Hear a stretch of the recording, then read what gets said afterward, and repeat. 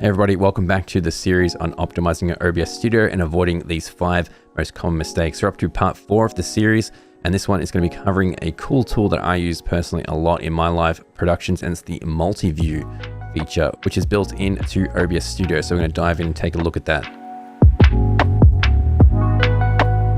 So the next mistake I see people not utilizing, and this is a very powerful and awesome tool to use in their productions, especially if they're a bit more complex like this. You've got a lot of scenes and a lot of things going on. Maybe you've got a spare monitor. You can actually use something called the multi-view feature.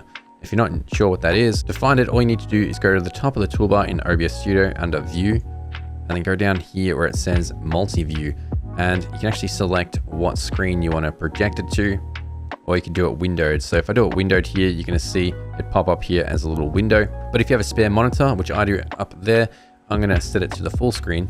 So now that I set it to full screen, and you can see on the video here that I can see actually all of my previews and programs of what I am streaming or recording. So at the moment here, the screen on the preview section, so take a look here, we're on the preview side, that's previewing what's happening. Now I can go to program, and that's what's being sent out. Now at the moment they're the same. Now how this sort of works is you actually can click on these and just move them like that. So I want to check my different scenes, make sure everything's working in my production. This gives me a good overview. So making sure that all my scenes translate over to what I've done. So I can see these ones are all working. I can see with this one here, I'm missing 2 backgrounds. So before a production, I could be like, oh, I'm missing a background scene from these 2.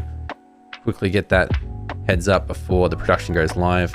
Go into my nested scenes here for the ones that I need. Add that background, drag it down. Now I can see, all right, sweet. Same for the next one. Now, before I go live or do my recording, I can take a look and go, all right, they're all there. Got all my backgrounds, and I can switch them real time. You could have a Stream Deck as well, pushing these buttons and monitoring what's happening through your multi-view. I use this all the time when I'm doing a live show. It's very helpful just to see, because you might have a lot of scenes, and it just keeps you on track of what's being programmed and sent out. And also, as I said here, we've got the preview and the program.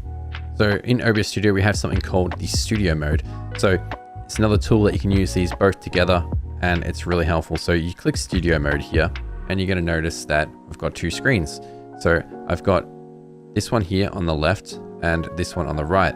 So there's my preview and there's my program. So that's similar to what we have on the multi-view. So this preview here is what we're previewing, and we can actually go through here and unaffect our live show here. So we've got the program here, still in that top left corner there. Maybe I want to change it to that scene that we set up earlier where I'm full screen, and I just want to make sure that it's all set and ready to go here. Maybe I don't need to add anything. It's very helpful, so you can add extra things in here as well. So maybe I want to drop this down before I send it out.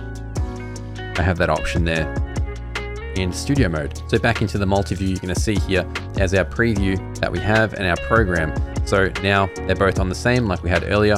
Now, if I wanted to actually switch scenes here before that I execute it, I can click on these here, and you can see my program is still outputting that original one here, the start one. So I can click through these here and preview them. That's the one that I wanted to switch to.